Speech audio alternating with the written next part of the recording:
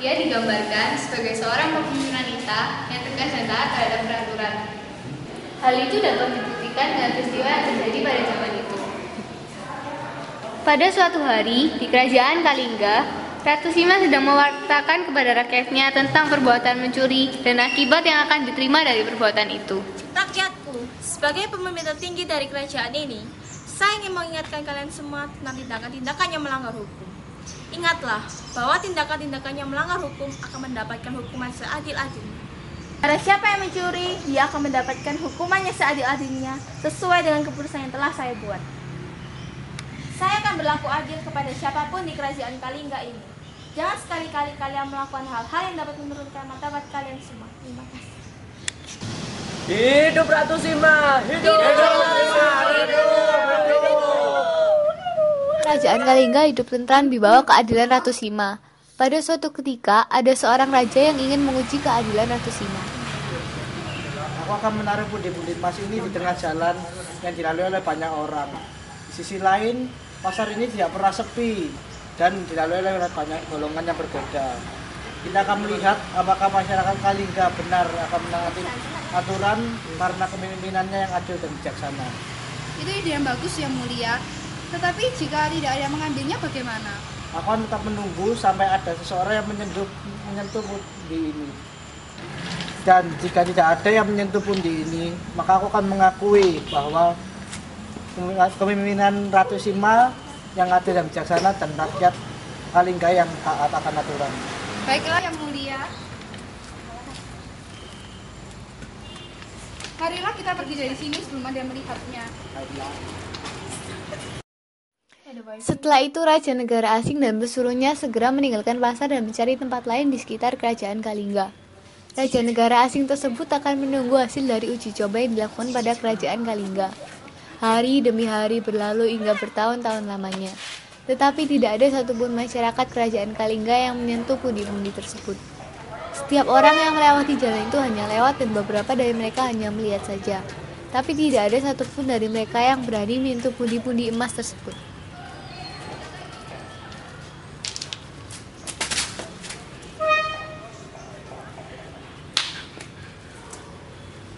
Namun hal itu tidak berlangsung selamanya. Pada suatu hari, seorang putra mahkota melakukan kesalahan yang fatal. Apa-apaan ini? Yang mulia, engkau telah menyentuh pundi-pundi tersebut. Bagaimana mungkin aku tidak melihat pundi-pundi itu? Bagaimana mungkin juga aku bisa menyentuh pundi-pundi itu? Maafkan saya yang mulia, tapi engkau telah melanggar hukum yang telah berlaku di kerajaan ini. Entah apa yang akan terjadi, cepat atau lambat Ratu Sima akan mengadili kejadian ini.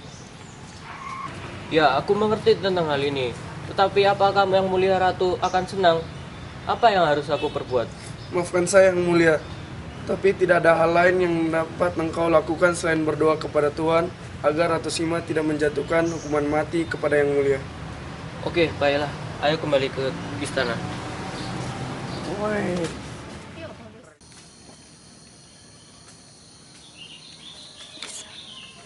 Dayang, segera persiapkan apa saja yang dibutuhkan untuk sidang istana.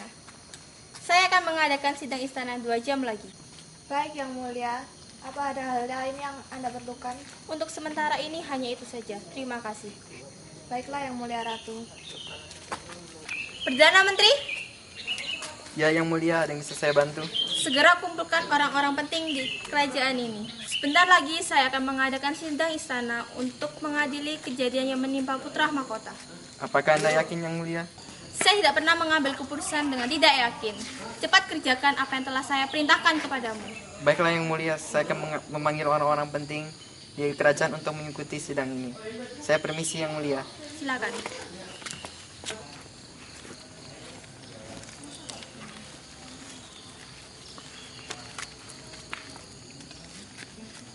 Baiklah, marilah kita mulai sidang istana ini.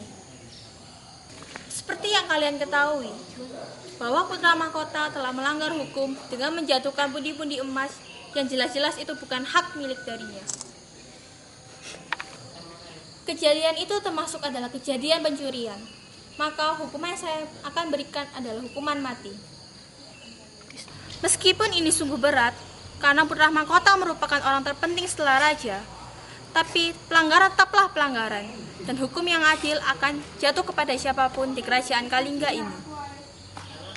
Maafkan saya, Yang Mulia, tapi Anda yakin untuk menjatuhkan hukuman kepada pewaris tahta kerajaan Kalingga ini? Maafkan saya, Yang Mulia Ratu. Tapi saya tidak ada maksud untuk menyentuh pundi-pundi itu. Cobalah pertimbangkan lagi. Apa hukuman yang pantas saya terima, Yang Mulia? Coba pikirkan lagi, Yang Mulia. Cobalah pertimbangkan lagi, Yang Mulia.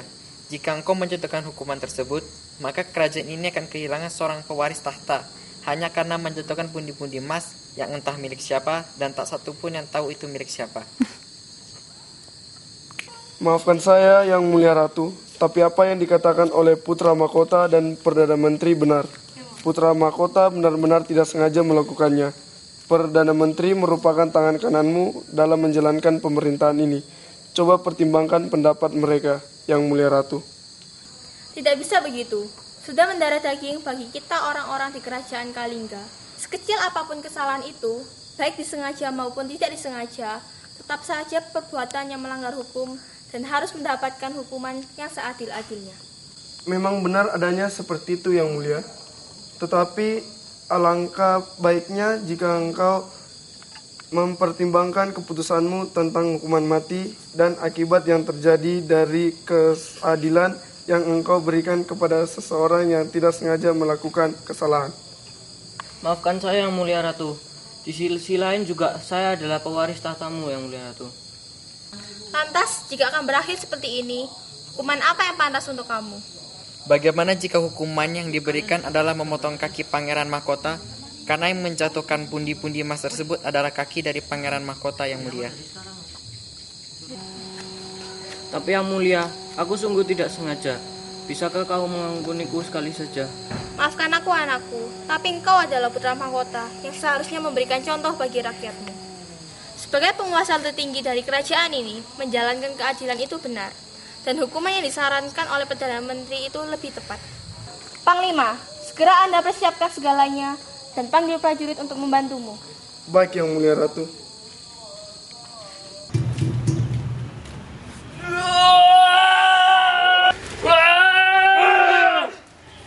Akhirnya, hukuman itu dijalankan oleh putra mahkota.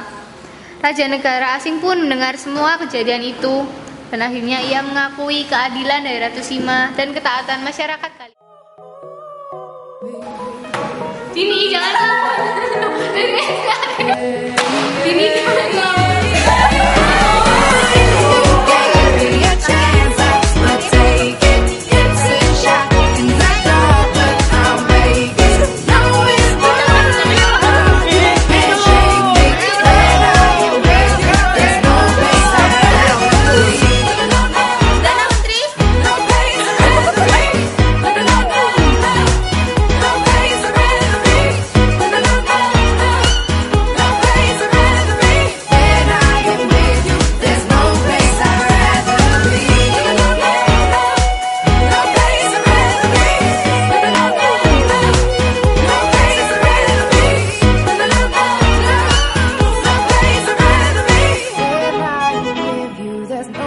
I'd rather be